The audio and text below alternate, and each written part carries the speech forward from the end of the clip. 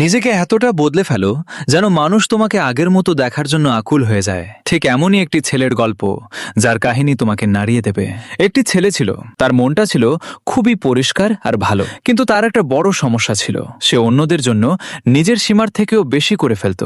অন্যদের অতিরিক্ত গুরুত্ব দিত, নিজের কষ্ট হলেও চুপ থাকত। কেউ তাকে নিয়ে মজা করলেও প্রতিবাদ করত না। এই কারণেই মানুষ তাকে ব্যবহার করত।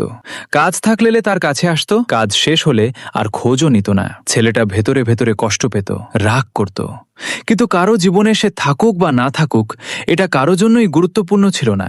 সে কাউকে না বলতে পারত না। কেউ একবার সাহায্য চাইলে সে নিজের সবকিছু দিয়ে সাহায্য করতে প্রস্তুত থাকত। এই কারণে তার পড়াশোনাও পিছিয়ে যাচ্ছিল। সে বন্ধুদের সাথে থাকতে চাইত, একা থাকতে ভয় পেত, কিন্তু সেই বন্ধুরা তাকে শুধু প্রয়োজনের সময়ই মনে করত। এইভাবে কয়েক মাস কেটে গেল। ধীরে ধীরে সে বুঝতে শুরু করলো মানুষ তাকে শুধু নিজের কাজে ব্যবহার করছে। কাজ শেষ হলেই কেউ তাকে আর চিনত না। এই উপলব্ধি তাকে ভেতর থেকে ভেঙে দিচ্ছিল। তবুও সে একই ভুল বারবার করছিল।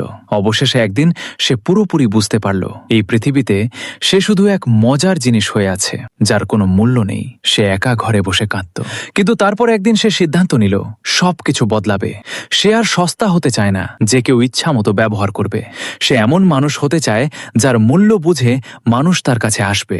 শুরুটা সহজ ছিল না, অনেক কষ্ট হয়েছিল নিজেকে শক্ত করে তুলতে, কিন্তু এবার সে থামেনি। সে অপ্রয়োজনীয় মানুষের সাথে যোগাযোগ কমিয়ে দিল। পড়াশোনা আর নিজের কাজের ওপর পুরো ফোকাস দিল।